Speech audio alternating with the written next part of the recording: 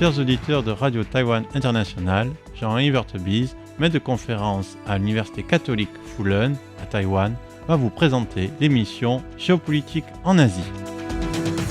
Bonjour pour ce nouveau podcast de notre émission Géopolitique en Asie. Nous allons évoquer un sujet qui n'est pas totalement d'actualité, mais qui a l'avantage de n'être pas souvent évoqué dans la presse française et surcroît dans la presse chinoise. Ce sujet, c'est celui de la vague récente de migrants chinois qui entrent ou tentent d'entrer sur le territoire américain. Alors, c'est important de souligner ça parce que finalement, dans un pays où le droit d'expression est rendu réduit à la portion congrue, la migration finalement reste la forme la plus simple du vote, la forme la plus simple d'expression, une manière de dire non en se déplaçant, en changeant de lieu. Et la seule manière de changer le régime, c'est non pas de changer celui-même, mais de changer l'endroit où on vit soi-même. C'est-à-dire ce désir finalement d'un lendemain qui chante, il s'exprime de cette manière-là. Et cette pratique de la migration, elle est devenue aussi si populaire en Chine, surtout donc dans les années après le Covid, qu'elle a désormais un syntagme associé qui est le runxue. Et en fait, cette idée du runxue, c'est dire en fait avec le run, qui donc courir en anglais, xue, qui est l'étude de la fuite.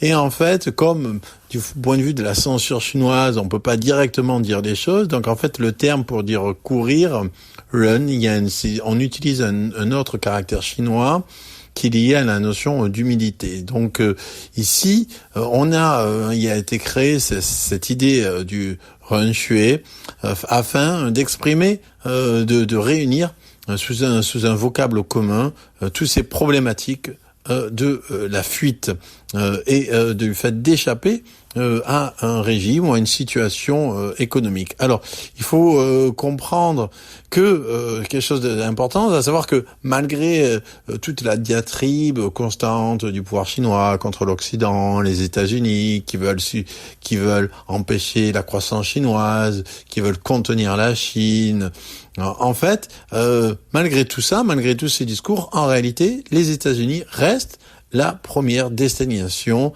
des immigrants chinois dans le monde. Les immigrants chinois représentent 28% des 8,6 millions de Chinois qui vivent hors de Chine, à Hong Kong et à Macao, et donc ces immigrants chinois aux États-Unis, et les autres destinations populaires, ce sont le Canada, la Corée du Sud, le Japon et l'Australie. Et là, c'est assez intéressant quand on dit ça. Donc 28% des millions de Chinois qui vivent hors de Chine, la plupart donc les 28% c'est aux États-Unis, ensuite par ordre décroissant le Canada, la Corée du Sud, le Japon et l'Australie. Ce qui est intéressant, c'est que ce sont justement ces pays, c'est les États-Unis, le Canada, la Corée du Sud, le Japon et l'Australie, on remarque que c'est justement ces pays envers lesquels le pouvoir chinois, les médias chinois sont les plus critiques.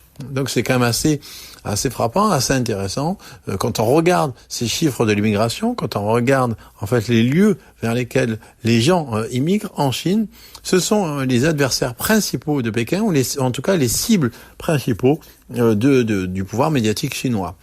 Donc, on sait que en fait l'immigration chinoise aux États-Unis a connu une histoire compliquée. On se rappelle peut-être le péril John de Jack London. Ensuite, il y a eu une loi d'exclusion chinoise qui a été adoptée en 1882 par le Congrès américain, qui empêchait les Chinois de se rendre sur le territoire, surtout en fait à cause d'un lobby syndical contre une main-d'œuvre finalement de masse trop bon marché qui menaçait les emplois américains. C'est ce contrôle des immigrations imposé par le gouvernement chinois aussi après la Seconde Guerre mondiale. Ils ont aussi limité la mobilité. Ensuite, en 1965, ces barrières ont été levées aux États-Unis. Ensuite, il y a un assouplissement de l'immigration en Chine en 1978 et aussi une amélioration des relations entre les États-Unis et la Chine, avec la reconnaissance par les États-Unis de la Chine. Et ensuite, le nombre d'immigrants chinois résidant aux États-Unis, il a presque doublé entre 1980 et 1990, puis de nouveau en 2000. Et ce qui est intéressant aussi à noter, c'est comme ici, vous voyez une sorte d'image inversée finalement du pouvoir chinois. Cet exode, il a aussi augmenté de façon assez spectaculaire à partir du moment où le président Xi Jinping a amendé la Constitution pour supprimer la limite du mandat présidentiel. Donc en fait, on constate que après 2018, il y a aussi un nouveau pic. Et aujourd'hui, les immigrants chinois, ils représentent le 3e groupe de migrants aux États-Unis, après ceux du Mexique et de l'Inde. Soit 5% des 40,3 millions d'immigrants arrivés aux États-Unis. La Chine, c'est aussi la principale source d'étudiants étrangers inscrits dans l'enseignement supérieur aux États-Unis. Et ça, bien sûr, même si ça va déclinant, ça reste quand même extrêmement important. Et si les Chinois constituent un groupe d'immigrants aux États-Unis, évidemment, cette taille, cette population a été affectée par le Covid-19 dans les deux sens. Il y a eu donc 2,5 millions de migrants chinois en 2019. C'est retombé en 2021 et ensuite après la fin des politiques au Covid.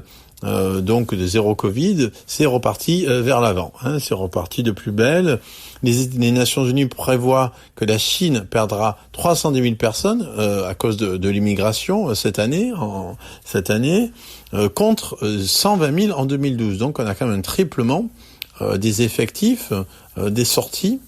Et ça se place évidemment aussi, il faut le rappeler, dans un contexte où la Chine, en termes de nombre de naissances, les nombres de naissances en Chine ont chuté de 10%. Comme on le sait, les nombres de naissances en Chine ont chuté de 10% pour atteindre leur plus bas niveau jamais enregistré. Et donc ici, d'un côté, donc il y a une démographie déclinante, une démographie qui est à son plus bas niveau qu'il a jamais été, c'est-à-dire que même pendant la politique de l'enfant unique, il y avait plus de production démographique que maintenant. Et en plus, il faut noter que ces mauvais chiffres de la démographie, si l'on peut dire, ils sont là alors que le gouvernement chinois fait tout pour favoriser les naissances, que ce soit d'ailleurs en Chine ou aussi d'ailleurs à Hong Kong. Et malgré cela, on a une démographie à son plus bas niveau et dans ce contexte-là, on a en plus cette persistante d'une vague migratoire. Alors, il faut en plus prendre en compte que cette immigration, elle se fait parfois dans des conditions extrêmement difficiles, parce qu'il y en a beaucoup, en fait, qui ne peuvent pas obtenir le visa. Ici, il y a de plus en plus, en fait, de migrants chinois qui transitent par le Mexique. Et la patrouille frontalière entre Mexique et États-Unis a procédé cette année à l'arrestation de plus de 22 000 Chinois qui avaient illégalement franchi la barrière, soit 13 fois plus que en 2022, à la même période. Or, il faut aussi savoir que les migrants en provenance de Chine, ils doivent en fait faire un vrai parcours du combattant. Ils doivent se diriger pour franchir cette frontière vers le nord, à travers la région du Darien, qui est une zone de marais et de forêt située à la frontière entre la Colombie et le Panama, d'environ 160 km de long et 40 km de large. Et ce voyage, d'ailleurs, encore une fois, il est suffisamment connu pour avoir aussi généré son propre terme en une sorte d'argot chinois. C'est ce qu'on appelle le zhuoxian. Zhuoxian, ça veut dire marcher ici, ça veut dire marcher en ligne, et en fait, il est proche du terme zhuoxian, qui est le même terme homophonique qui signifie prendre des risques. Et le nombre mensuel de migrants chinois traversant cette région extrêmement dangereuse entre Colombie et Panama pour arriver dans cette région frontalière entre le Mexique et les États-Unis, il est aussi en train de croître.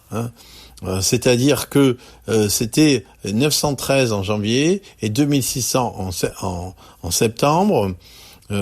Donc à titre de comparaison, il y a 2000 Chinois qui ont traversé la forêt tropicale en 2022, contre 376 seulement entre 2010 et 2021. C'est-à-dire que en un an, on a on va dire presque on a multiplié par 8 le nombre total entre 2010 et 2021.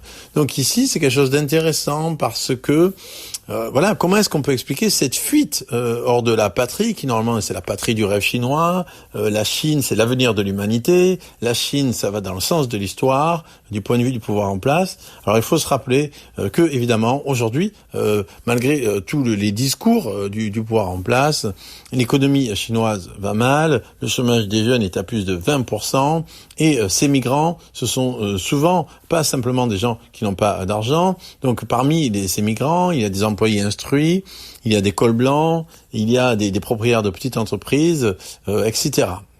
Mais donc, certes, on peut dire que ces 300 000 sorties par an, ce n'est rien par rapport aux 9 millions de naissances. Mais en réalité, ce qui est intéressant, c'est que ça montre qu'il n'y a pas que à l'intérieur de la Chine, il reste toujours ce désir de départ, et que ce désir de départ, il trouve comme première destination l'ennemi juré, apparemment, du point de vue du pouvoir chinois, mais pas du point de vue donc des Chinois eux-mêmes, à savoir les États-Unis. C'était Jean Evertebise dans son émission Géopolitique en Asie pour RTI.